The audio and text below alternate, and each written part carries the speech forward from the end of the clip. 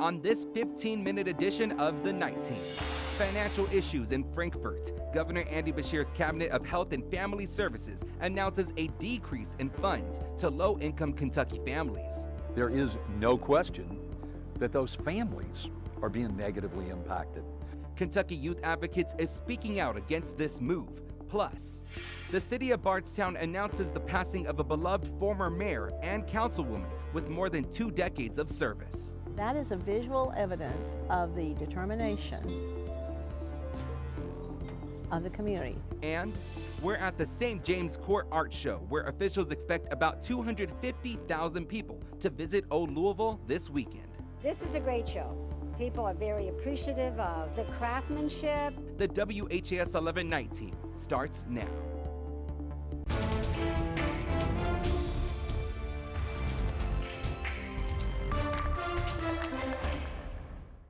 Low-income families needing financial assistance in Kentucky will soon see less funding. It's our top story right here on the Night Team. Thank you for joining us. I'm Jose Alonso. Doug has the night off. Governor Andy Beshear's administration announced changes to the Kentucky Transitional Assistance Program, known as KTAP. Tonight, Kentucky Youth Advocates is calling this action an unexpected gut punch to many families. So what you have is a lose, lose, lose scenario. Kids lose, families lose, and the state budget loses. Executive Director of Kentucky Youth Advocates, Terry Brooks, calls Governor Andy Beshear's Cabinet of Family and Health Services announcement in Frankfurt very concerning. So this November 1st, folks in these programs will see their monthly KTAP payments and transportation amounts decrease. The Kentucky Transitional Assistance Program, KTAP, provides monetary support for low-income families. Secretary of the Cabinet Stephen Stack says more families needed help than projected, and they're now facing a funding shortfall. The average number of families participating increased from 10,026 in state fiscal year 23 to 15,117 in state fiscal year 25. There is no question that there's a heavier load on this program. My point is that instead of doing a sudden, unexpected gut punch, can't we figure out a way to triage the economic strain? Brooks says the governor's administration could prioritize discretionary funds to families until June, but the governor says they're trying to stay within their federal budget. Costs exceed the total amount of the grant, requiring us to rebalance those payments. So we're going to be sending notices out to these families about what they're going to see. Brooks says some of these families are under kinship care, and that with 2024's kinship bill not being funded, along with this cut, families will struggle. We as a state have to decide, do we see kinship as an absolutely essential part of taking care of kids who have experienced trauma and crisis? And if we do, we've got to put our money where our mouth is. The cabinet is encouraging Kentucky families who need help applying for other benefits or finding community resources to call a case manager. That number is right there on your screen. It's 1-855-306-8959, or they encourage you to visit your local Department for Community-Based Services office. Well, new tonight, a man who kidnapped a mom and her kid in August is being ordered to a psych evaluation. Armin Langford had a pretrial hearing today on his new charges. According to court documents today, the Kentucky Correctional Psychiatric Center will evaluate Langford. He will be examined for the purpose of determining his mental condition to the court. He will stay at the Louisville Metro Department of Corrections instead of being transported to KCPC for the evaluation. A revocation hearing is scheduled for December 17th later this year. When the day comes that people come to interview us on how we feel because these crimes have been solved, that's when the big party will start. This community will celebrate like you've never seen it before. That was Dixie Hibbs in 2020 speaking on the now decade-long Crystal Rogers case. A beloved city leader and historian of Bardstown, Kentucky has passed away. Former mayor and longtime councilwoman Dixie Hibbs was a well-known public figure. She dedicated her time to preserving the history of the city of Bardstown. And she served on the Bardstown City Council for at least 2 decades. During her time being a historian, she restored 11 historic buildings, and she is also an accomplished author with many books. This September, she was recognized for a lifetime of dedication to the city of Bardstown City Council meeting. Funeral and memorial arrangements will be shared by the family in the coming days. The city of Bardstown says it extends its deepest condolences to the Hibbs family. These two legendary officials served together and departed together.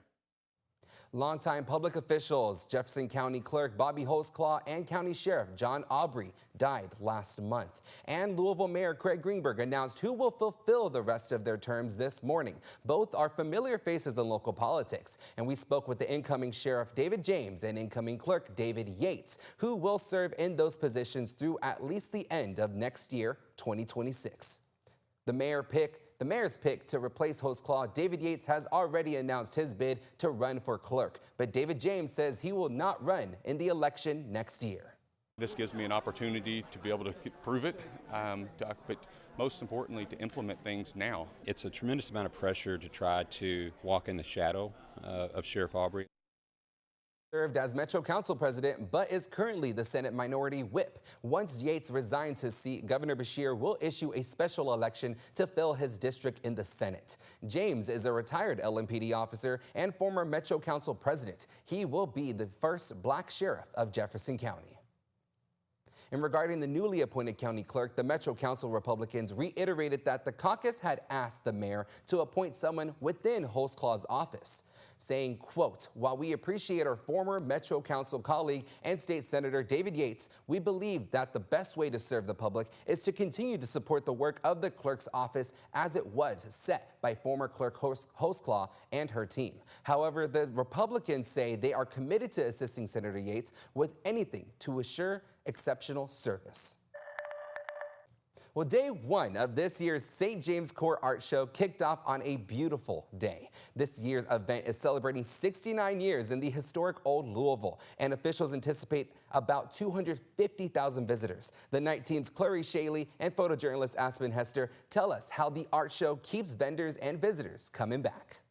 5 years. This is our 5th trip here. We just counted 46 years. The St. James Court fountain and the crowds are sights and sounds familiar to those returning to the St. James Court Art Show in Old Louisville. Artist Leanne Brown of Buchanan, West Virginia, You have the choice of your own fabric top. returns, selling her heirloom footstools. Today I was really pleased because I had a young couple that bought a footstool last year, and funny story, their daughter adopted it and that's hers. So they had to come back and buy another one for the family. Lori Polpeter Eskenazi brings her ceramics from West Chicago, Illinois. Everybody kind of knows me for my hearts. A trip she's made for 10 plus years. I keep coming back because it's just such a cool show. I mean, I love the people here. I love the location of the show. I mean, to walk around and see these gorgeous homes, it's just beyond me, you know. They're expecting record numbers this weekend, and partially that's because of the weather. Sunshine and not a rain cloud in sight fills the forecast, with a hope of about 250,000 guests throughout the weekend. My first time here in St. James and Jeans, and we're absolutely loving it. Gary Bronswerder comes to Louisville from Naples, Florida to experience the art, food, and drinks. And an artist brought Reagan Savage back for a second year. Last year I came and I saw Sally J. Phillips, and she has some of the best jewelry that you'll ever find. I just enjoy coming out, like I said, just looking at all the talent that the people have. For loyal visitors, it's a tradition with us. Like Sonia Ruiz. But we never miss the art show here. It's about the family time shared as others create their own traditions of coming to the annual art show. For the WHAS 11 night team, I'm Clarice Shaley on your side.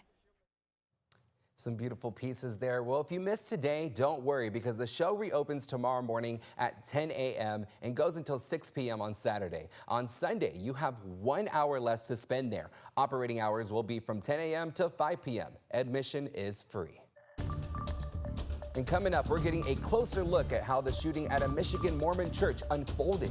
We'll show you the newly released body cam video after the break.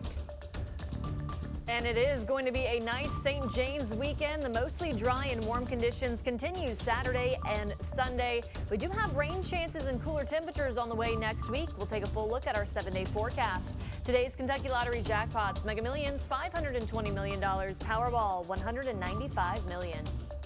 The Kentucky Lottery.